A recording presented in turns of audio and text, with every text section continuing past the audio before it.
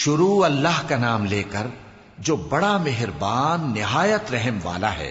میں روز قیامت کی قسم کھاتا ہوں اور نفس لوامہ کی قسم کھاتا ہوں کہ سب لوگ اٹھا کر کھڑے کیے جائیں گے۔ کیا انسان یہ خیال کرتا ہے کہ ہم اس کی بکھری ہوئی ہڈیاں اکٹھی نہیں کریں گے؟ ضرور کریں گے، اور ہم اس بات پر قادر ہیں کہ اس کی پور پور درست کر دیں۔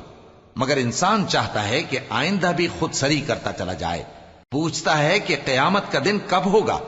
سو جب آنکھیں چندھیا جائیں اور چاند گہنا جائے اور سورج اور چاند جمع کر دیے جائیں، اس دن انسان کہے گا کہ کہاں ہے بھاگنے کی جگہ؟ کہیں نہیں، کوئی جائے پناہ نہیں۔ اس روز تمہارے پروردگار ہی کے پاس تمہیں جا ٹھہرنا ہے۔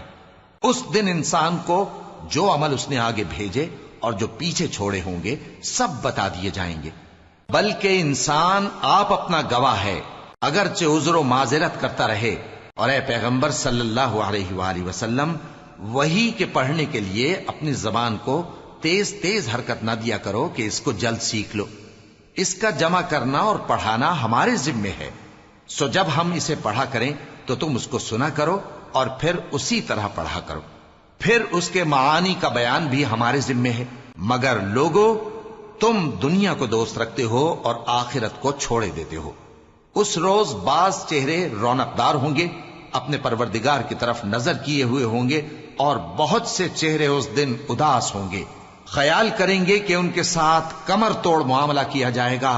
ہاں، جب جان گلے تک پہنچ جائے اور لوگ کہنے لگیں اس وقت کون جھاڑ پھونک کرنے والا ہے، اور اس جاں بلب نے سمجھا کہ اب جدائی کا وقت ہے اور پنڈلی سے پنڈلی لپٹ جائے، اس دن تجھ کو اپنے پروردگار کی طرف کھینچے چلے چلنا ہے۔ پھر ایسے مغرور نے نہ تو پیغمبر صلی اللہ علیہ وآلہ وسلم کو سچا جانا اور نہ نماز پڑھی، لیکن جھٹلایا اور منہ پھیر لیا، پھر اپنے گھر والوں کے پاس اکڑتا ہوا چل دیا۔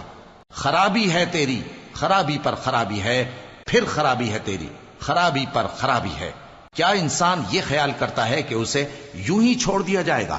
کیا وہ منی کا جو ٹپکائی جاتی ہے ایک قطرہ نہ تھا، پھر لوتھڑا ہوا، پھر اللہ نے اس کو بنایا، سو اس کے اعضاء کو درست کیا، پھر اس کی دو قسمیں بنائیں، مرد اور عورت۔ کیا اس کو اس بات پر قدرت نہیں کہ مردوں کو زندہ کر دے؟